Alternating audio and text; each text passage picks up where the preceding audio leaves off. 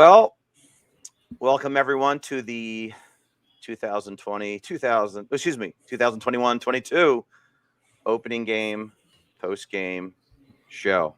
Well, it wasn't quite the way it was last year, but ultimately the results seem similar. With me today, believe it or not, look who we have. We have the great Zach Kinderchuk from Hey, buddies. My Dad Used to Play Hockey. He is coming off the bench for us tonight. Vance and the Knicks couldn't make it, believe it or not. So in lieu of flying solo, I reached out to my buddy Zach, and he was kind enough to join us. Zach, how did this game feel compared to the games of last year? Well, there's so much optimism going into this year with obviously with the roster moves. Cam, can you think of an athlete in recent memory that has done a better job of ingratiating himself into a city than Cam Atkinson has? From the day he announced, where he just was able to find a gritty shirt and have it that his wife already owned. He was friends with Scott Hartnell, just dropping references, all sorts of Philly references, not the cliched ones necessarily, but like he already knew the city a little bit. I think he spent some time. I don't know where Hartnell lives, but I'm going to guess Wildwood, and spent some time out on the Jersey Shore, so already knew the area. So that alone brought optimism. And then I know analytics dismiss him, but he didn't play tonight. But Risto is exciting. So guys and Ryan Ellis, obviously. So, people you want to see on the ice for the first time. So really, really excited going into it. In the first period, it seemed like the fan enthusiasm transferred onto the ice. I know we're not playing a team that's expected to do a tremendous amount this year. The Canucks are going to be good, borderline playoff team maybe. They do have Pettersson, who's one of the more exciting players in the game. But man, the first 20 minutes, I really, all I was ingesting is, yes, we are watching hockey again. And it's felt like a long time since we've watched, especially Flyers hockey, because of the missing the playoffs last year. It was just good to be back. And it was an overall positive day on Twitter, which is a weird thing to say. And then just getting photos of my buddies just being out there at the game at full capacity again. I wasn't all that concerned with how the game went in the first period. I just was excited to see it again. But now we can talk about how the game actually went. Well, your points are all valid. I mean, we're going to jump to how the newcomers performed in a few minutes, but the first period meant something to me. I mean, here's what last year they often had slow starts, no jump. If you don't have jump in the first game, something's wrong. They had jump. They clearly dominated the period. I believe it was like a 14-5 shots on goal. I don't think Vancouver had any sustained pressure until the final 2 minutes of that period. The thing that concerned me, though, was when you had that kind of domination, you want to score more than one goal. And the goal was a kind of a fluky goal, too. It was. So you want to get more than one goal. But what I also, real fast, I'm sorry to interrupt. What I was really looking for were clean exits out of our defensive zone. That was something that plagued us brutally last year. And other than a little Yandel giveaway that didn't turn into anything scary, we had clean breakouts out of our defensive zone. So that's what encouraged me the most in that period. Listen, I loved watching Ghost at his best moments, but anytime that you ship him off, you're going to have 20% less bad giveaways in the defensive zone. That's just kind of the way. That's the thing you accept about him for his offensive excellence. And Myers too. Exactly. But there's the eye test, right? So after the first period, Farabee's goal was a freak thing. But it's what happens when you shoot. And we have some shoot first guys, and Farabee is one of them. And if you just put the puck on net, weird stuff happens. And when I say the eye test, just watching that first period, it was a great start as compared to the rough starts that the Flyers got in last year, where they were always seemingly playing out of a hole. And that's when you start playing desperate and stupid. And they didn't have to do that. Now, the second period obviously took a turn for the worst. But the first period, I have to say, I felt like, all right, we got this energy back. Bring it to the Broad. We got rid of anytime, anywhere, which I never really understood. And I never got that, because you only play in two places. Either play in Philly or whatever stadium you're playing in when you go. It's not like you challenge them to play at any other Wait. rink. It was What's the new hashtag? bring it to the broad, bring it to Broad. All right, I'll have to make note of that. I totally missed that one. Yeah, anytime, Yeah. anywhere was a little weird for me as well. It But was stupid. It didn't make any sense. The game is scheduled at a certain time. So it was like 7:05 at the Wells Fargo. Not anytime, anywhere. This is where it happens and when it happens. So this one makes a little bit more sense. all right, so let's. So this was one of the key questions, right? Mm. The concerns from last year for me. Defensive breakdowns. We just talked about they had kind of clean exits. Back checking. First period was fine. Lack of team speed. Nick Tossi broke it down beautifully in our first show of the season last week.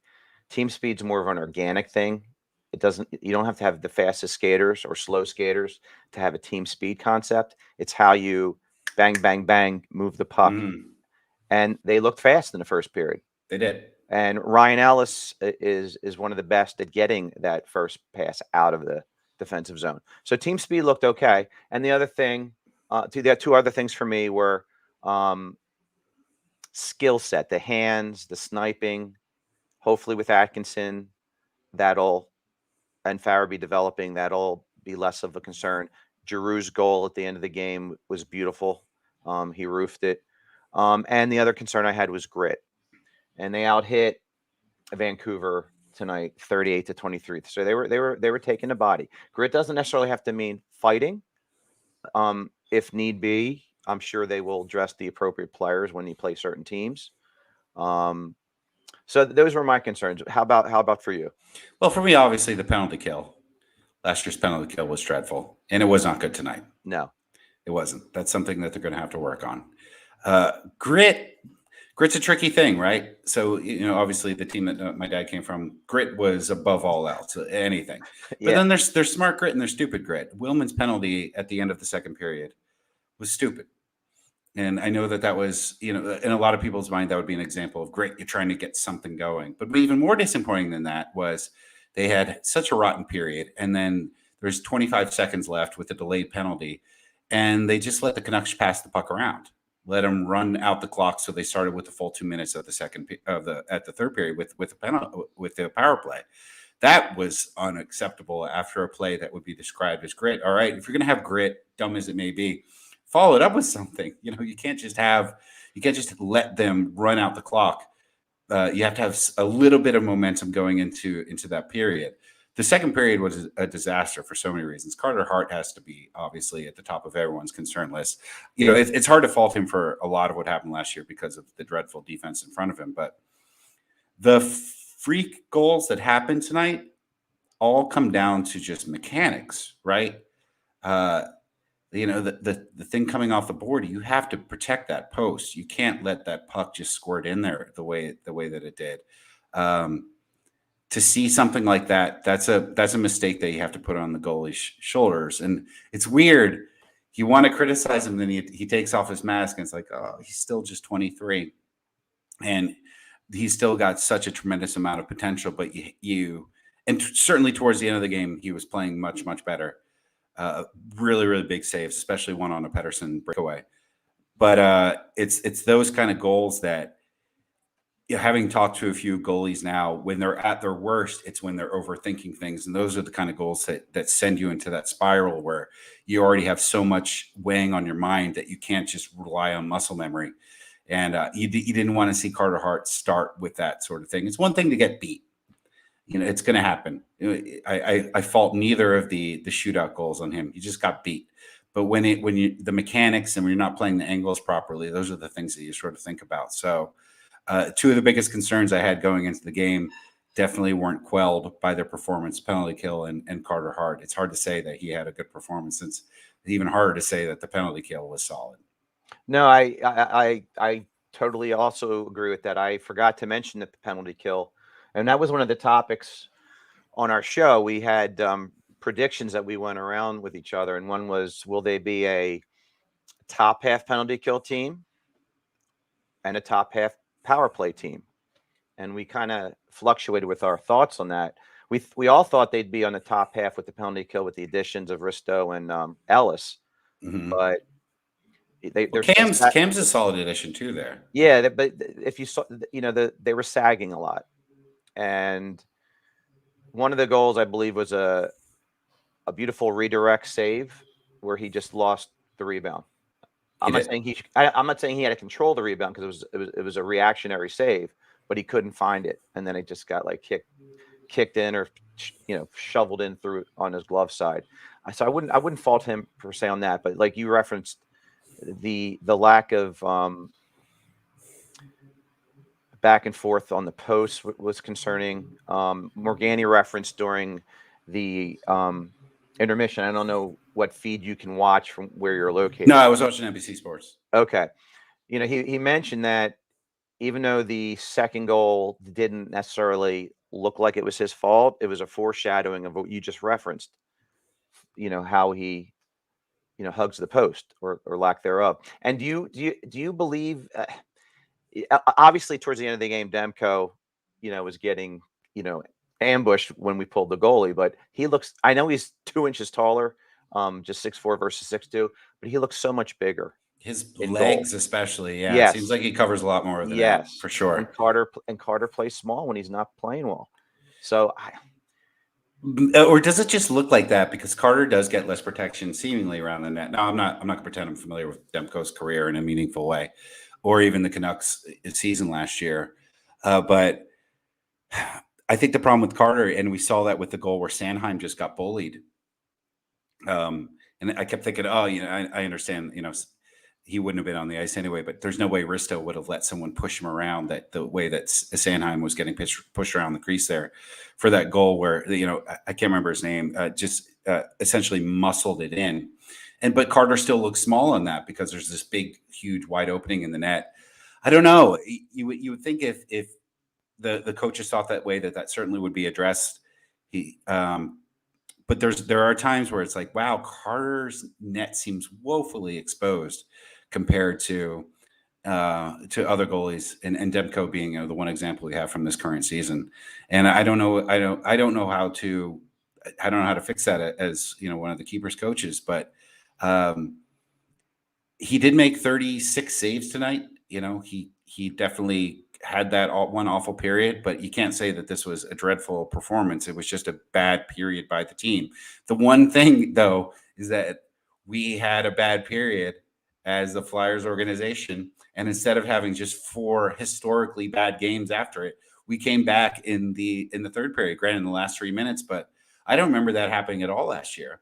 no, Uh, two at goals with all. a pulled goalie. That's tough to do. No, That's rare for any team, but especially this team that last year was just. I mean, the way that they gave up was why I thought that they would have cleaned house a lot more, and the fact that they didn't, and for Giroux to have that vision on the ice to put away that gorgeous last goal that he put in, that you just didn't see that last year, you and see, he directed that play. He he forced. did. You saw them, It was yeah. it was it was it was well orchestrated. Well orchestrated.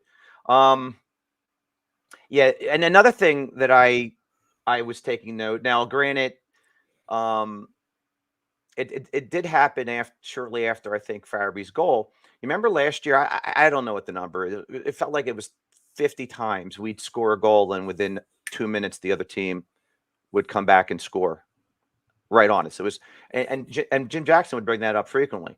So after Farabee's goal, I think Vancouver finally had their first shot on goal, and thank God Hart made the save because I'm Mhm. like, here we go, make the save, make the save. But real fast, and we'll move on from Carter Hart. I mean, look, obviously the first game isn't gonna make us draw conclusions that last year is going to happen again, but it's kind of like when watching the Eagles game. You go from Wentz to Hurts, and it's like when a pass is complete, you're like relieved. Oh my God, you actually completed a pass. Yeah, And I'm almost getting that feeling with saves getting made. And I don't want to have that feeling. I get what you're saying. Yes, So you're very I on edge with him. I am. And of probably the 5 of us counting um the 2 Knicks and Vance and yourself, I'm probably the least confident in Carter Hart. I have a feeling of the yips with him, and I hope I'm wrong. Certain things in life I don't mind eating crow over, and that's my team's doing well over my negative inner feelings. But name another goalie who spiraled the way that the Yips, the Yips, I feel like don't really happen in hockey the way they do other sports. Jim Carrey. Yeah, but did Jim Carrey? He was There are terrific. goalies, He was terrific one year and then disappeared after that. but there's lots of stories like that. Yeah, There's okay. lots of stories of guys having one incredible year. But I don't think that's the story of Carter Hart, and I wouldn't even necessarily attribute that to Jim Carrey's to Yips, because while you can get into your mind, the Yips are, for me, when you have too much time to think, and like it happens to pitchers, it happens to baseball players more often than any other sport, golfers. I don't know if I'm as worried about that, but I would replace the word Yips with confidence. If you go out there and just think that you're absolutely unstoppable, like the way that Patrick Waugh was able to do. Right. And all it takes for that, and this was, talking to Boucher, it takes like two games, and rate it back again, you're on top of the world. So tonight's not one of those games, I think, for Carter Hart. But I don't know if I believe in the Yips so much for goalies as much as I think of, or as I believe in just a lack of confidence. And the Yips to me is something different than that, because I don't think the Yips are fixable. I think a confidence problem is absolutely fixable. And I guess you could equate goalies more to field goal kickers that used to be spot on accurate, and then all of a sudden they go through a Mason Crosby type game where you yes. I would see that again. You have so much time to think about it. When you're a goalie, it's just like shot safe. But maybe you're thinking about it while the play is in the other end. Like, but that, to me, that's a confidence thing. That's not while the acts. And that's regardless of what we call it. Well, you're right. Maybe we're just parsing words here. All right, I get it, and you want him. My hope of hopes, because I think he is the most key component to this team. And that was one of my points. So we've undressed Carter Hart already. So let's talk about Ivan Provorov. How did you feel his game looked tonight with his new partner Ryan Ellis? Because he needs. Look, I've come to the conclusion. I don't know how you are, but I've come to the conclusion that he's no longer a Norris Trophy candidate prospect that we thought he was when he first came up. He's really, if he was on the right team, he would be a number 2 defenseman. Probably. Right? But Ryan Ellis is not a Norris. Right. Yeah. Right. But he's very steady. And we had Chris Terrian on, who had mentioned this team has no number 1 defenseman. He's not, I mean, he likes Ryan Ellis, but people who are anointing Ellis as a number 1, he says he's not. And then we had Jason Martinez, who does Flyers pre, post, and intermission shows. Yeah. Absolutely disagree with that. So I like Ryan Ellis. I like the acquisition. I think he's a better Niskanen for sure. And Provorov played well with Niskanen. Just all that aside, eyeballs on Provorov tonight. What did you see? Forgettable. Okay. Yeah, not especially any with the play defenseman. Stand out. Not really. Like I don't really remember him making a lot of mistakes, but I certainly noticed Ellis 50% more. Ellis seems like he may not be a number 1 in the eyes of Chris Terrian, who I actually interviewed for my podcast. My dad used to play hockey this morning. All right. Cool. Yeah, we talked zero about hockey and just nothing about alcoholism. That's all. But Ellis, I remember when I finally got around to playing hockey, there was a defenseman that was my friend named Paul Rybeck, and you were just always comfortable with him on the point. And Ryan Ellis tonight made me feel like the Flyers will always be comfortable with him on the point. And he's not going to. I don't know what you want to have a number 1 defenseman at this point. 40 points, 45 points. That's not going to happen out of Ellis. But Ellis struck me as definitely the leader of the defensive core.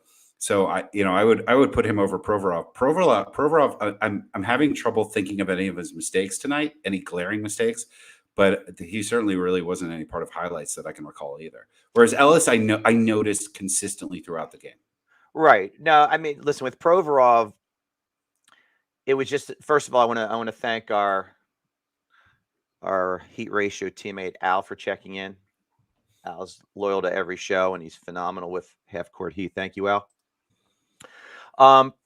With Provorov, I just don't want to see mistakes. He fell into the pitfall that Sanheim and Myers were falling into. It's like I was at least Provorov doesn't make stupid turnovers in the defensive zone, and he did quite a few times last year.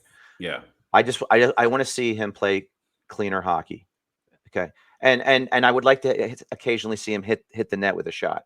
Other than that, I don't think he did anything that was bad tonight. Straight up B- game. Yeah, the bottom line is those two guys, if they don't have bounce back years, we're in trouble. Yes. Ellis needs a solid Provorov, and obviously the entire team needs a damn good Carter Hart. We don't need a Vezina winning Carter Hart. We need a damn good Carter Hart. Yes, in the Vezina conversation would be nice. Oh, that would be that would make me feel comfortable. It would. So, what do you expect out of Cam Atkinson? That's what I'm curious, because one thing that Jim Jackson kept saying tonight is, he's such a sniper, so comfortable shooting. He's a shoot first guy, but realistically, he's a sniper by the loosest of terms. He does shoot a lot, but in terms of actual goals scored, I think he's a great addition because I love his attitude towards everything. I think he's going to be an awesome first line winger. But what do you think? Goal over under? Well, what would make you happy out of Cam? It's funny that you mentioned that, and shame on you for not watching our first show. No, just kidding. We did. I did like my little shticky game show hosting concept, and one of the questions was, which player of the new additions will live up to expectations, and which one will disappoint? And I said my answer was Ryan Ellis will live up to expectations, and to me, like you said, he was extremely noticeable in a positive way. And I said Atkinson. Well, there's no true disappointment, I don't think, with this new core group. I just don't think he's going to be a 35 to 40 goal scorer like everyone's thinking. I'm thinking 22 to 25. Yeah. And like you said, he's a shooter.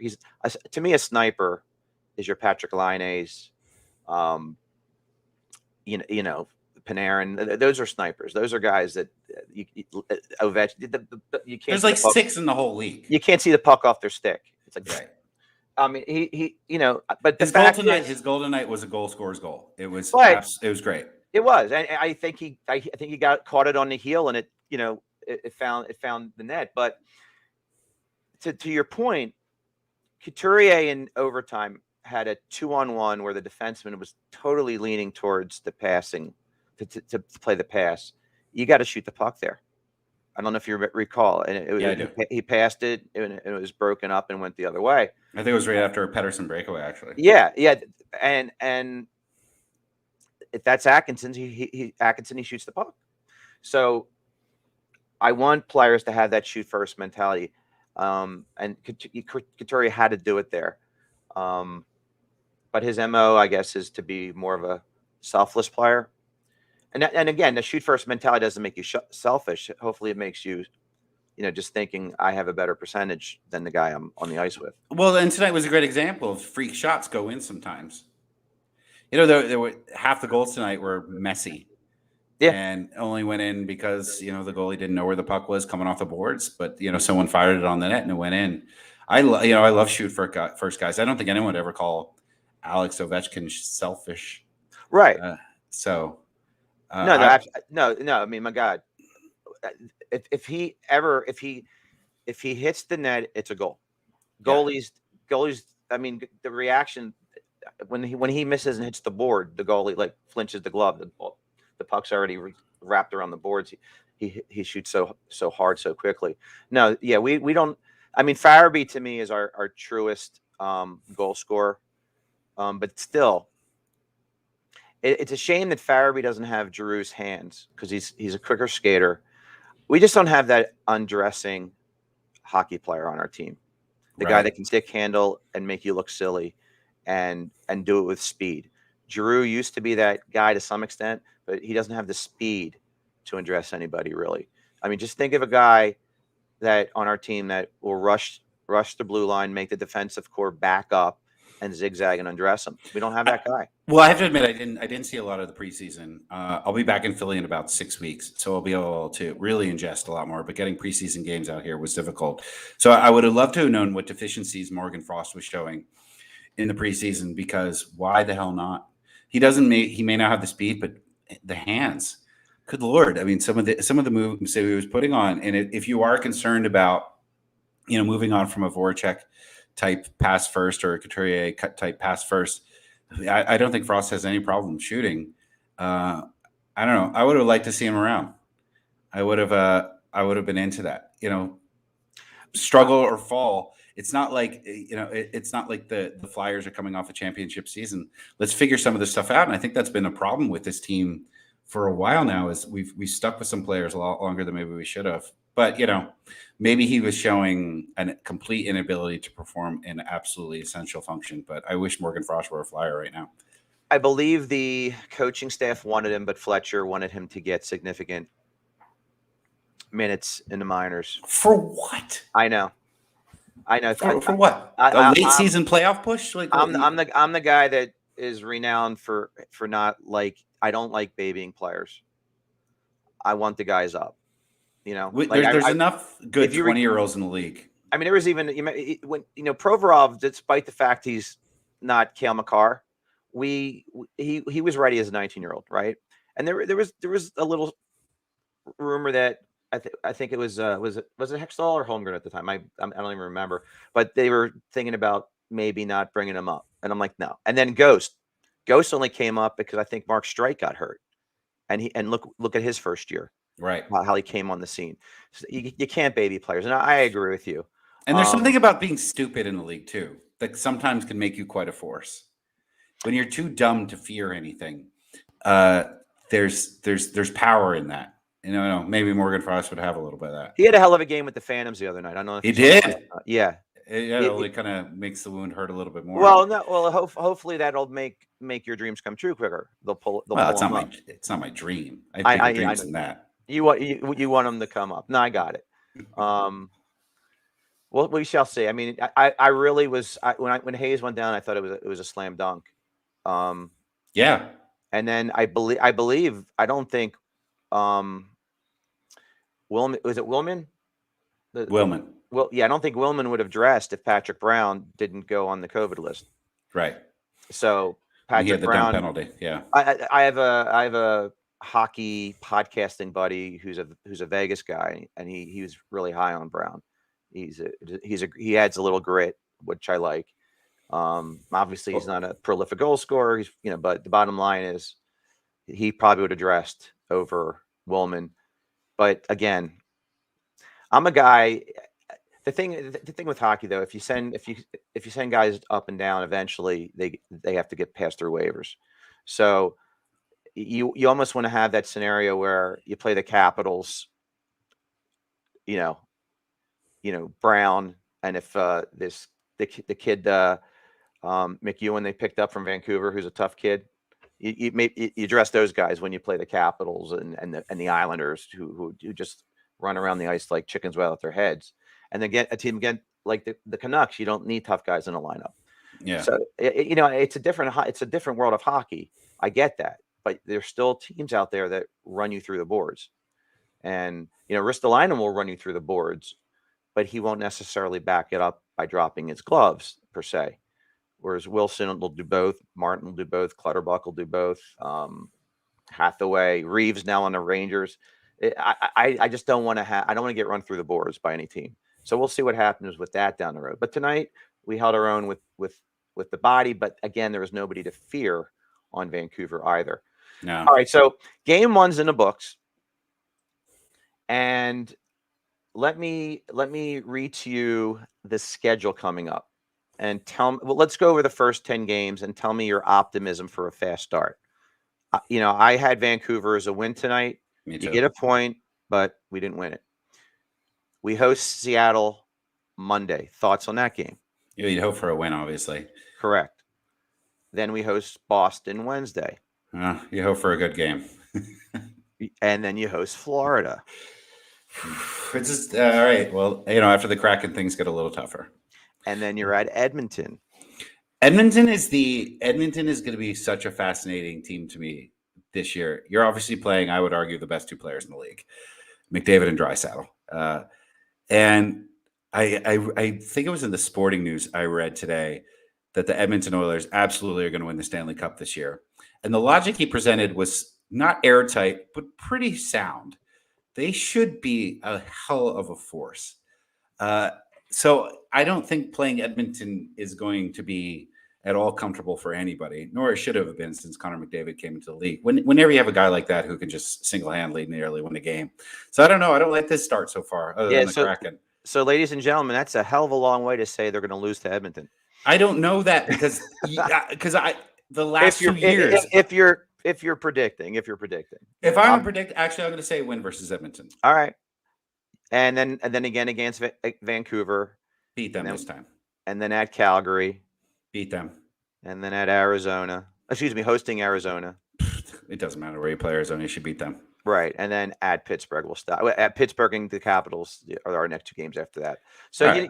It's a very handicapped Pittsburgh at this point. Yeah. Who played a hell of a first game against Tampa the Lightning. Yeah. That's true. Well, listen, and to some extent, we're handicapped. I mean, obviously, we're not missing Giroux and Farabee like they're missing Malkin and Crosby, right? But we don't have Allison, we don't have Hayes, we didn't have Ristolainen playing tonight, so we had three key. Is there an update on him? Upper body injury, and I know, but still day to day. Concerned for long term. Okay. So hopefully he'll be back soon. I think, and this is just watching someone's highlight reel. He could be, and just his attitude to the game. I think of all the offseason additions, I'm most excited about him. Yeah. Potential upside. I just think there'll be 3 or 4 plays a game where he just lays someone out. And that I'm very much looking forward to. I know there were a lot of deficiencies in his game, but when you play for the Sabres, it's tough to say. No, I agree. Analytics kind of go out the window with him to some extent, I believe. True. Always playing the top. He was a number 1 defenseman on a very bad team. Do you know what it's like to live in Buffalo? Can you imagine what the psyche of a city that lost 4 Super Bowls in a row? Like the fact that he just showed up willingly every day, the fact that anyone goes anywhere there as a willing participant to live and eat and go out to restaurants in Buffalo. Congratulations to you that you've overcome such trauma. It must be horrendous there. And it's not like you get good weather. And I don't think most people even know that you're also in New York. I don't think most people know where Buffalo is. And even your side of Niagara Falls is the shitty side. Yeah. God bless everyone there. Yeah, you're doing your best. Yeah, it's funny. No one ever says anything good about Buffalo. All right, so let's wrap up our show with our 3 stars. Okay. Who do you have? Well, I mean, I have to say the player I most noticed tonight was Pettersson for the Canucks. Yeah, he's an extraordinary talent. That's my number 1 also. Yeah, for sure. I'm going to give the second one to Cam. First goal, first game as a Flyer. The celebration was great. Good energy there. And then, just because I'm a hometown boy, I'm going to give the third to Ellis because I felt that sense of comfort that I used to feel with Desjardins. And I haven't really felt since then. No, all right, there's a solid guy now manning your defense, and that's a good thing when you're in the corners fighting for the puck, knowing that you can believe in the person who's protecting the blue line. It's interesting. I've always believed Ellis was one hell of a player. When I watched him with Nashville, I just thought he was one hell of a player, just a consummate professional, doesn't make mistakes. But it's funny, I just never heard the Desjardins analogy to some extent, and that's brilliant. They aren't too dissimilar. I mean, that's a hell of a statement, but it's an accurate statement. He does give you the comfort and stability that a Desjardins did. So that's a very, very interesting point. I went Pettersson also. Mm-hmm. JT Miller had a very nice game as well. He did. Very noticeable. He's a scrapper. Yeah, he's the kind of guy that every team should have. Exactly. And I went Farabee. I could have gone Ellis as well. I was going between Farabee and Ellis, but Farabee looked confident on the ice tonight. And that's at one point I was leaning Demko, but then at the end of the game you can't give it to him. But so those are my stars: Pedersen, Miller, and Farabee. But here's the great thing. This was a fun game to watch. What more can you ask for from it? Obviously a win, but for it to be invested and to have them come back like that was great. That was a good fight, and I enjoyed it. That cannot be that can't be underscored enough. The fact that they came back the way they did to at least garner a point was huge. Mm-hmm. So no, I agree with you 100%. That being said, I don't think the coaching staff wants to see four or five goals a game. So Zach, I just want to thank you. Listen, you are guest emeritus. You can come on anytime, and we'll see if other things develop as well. But absolutely, it's always good to see you, ladies and gentlemen. I put this on Twitter today. I'm a podcaster that I don't really listen to a lot of podcasts. I listen to Zach's often. Oh, my dad used to play hockey is just my favorite podcast. Listen, the nostalgia of growing. Zach, I'm much older than Zach, despite the fact he looks older than me. So I grew up. I always joke I'm going to once host his show called I Watched His Dad Play Hockey, and because I did, and Ross Lonsberry and company. So a lot of the people that he interviewed were from my childhood, the years where I learned the game of hockey. I grew to love the game of hockey, and he's bringing them back to interview him. And you hear his intelligence, his articulation. He's just a wonderful host. So it's a show you must watch. My dad used to play hockey. Yeah. Check it out. I took a bit of a hiatus, but a new episode came out today. Terry Crisp, who's pretty much ensconced with the Nashville Predators, but always a Flyers legend as well. Immediately hung up the skates and became Freddie Shiro's assistant coach. So if you want to hear how that happened, it's a good story. The Great Redhead, number 15. Oh, and I'm taping Mark Recchi on Sunday, so that should be fun. Yeah, right. Just rub my nose in it. Hey, I had Jim Jackson and Chris Therien and Jason Martinez on recently. Therrien's a great guest. He's a better human being. I love Chris Therien. He was salt of the earth, and he was hysterical. As you know, with your guests, it's the pre and post show that's the entertaining part. Always. Oh, he was oh my God. If I could share what he told me pre and post show, yeah, I'd be getting a network deal. Anyway, on behalf of Zach, I am Dan Green. He's not, but I am Flyer and Ice Pod. My buddies will be back in the near future. Check us out on YouTube. Subscribe, hit the bell. We'll be probably airing mostly on Tuesdays, and we're going to try to do as many post games as we possibly can. It's not always easy doing post games, but we'll try to get them in there. So until our next game, I believe Monday, Zach. Yeah, Monday against the Kraken. I encourage you to watch ESPN, watch a lot of hockey, and we will see you hopefully after the Kraken game. Take care, everyone. Again, thank you, Zach. Thank you, Dan. We'll talk to everyone soon. All right, see you, buddy. Later.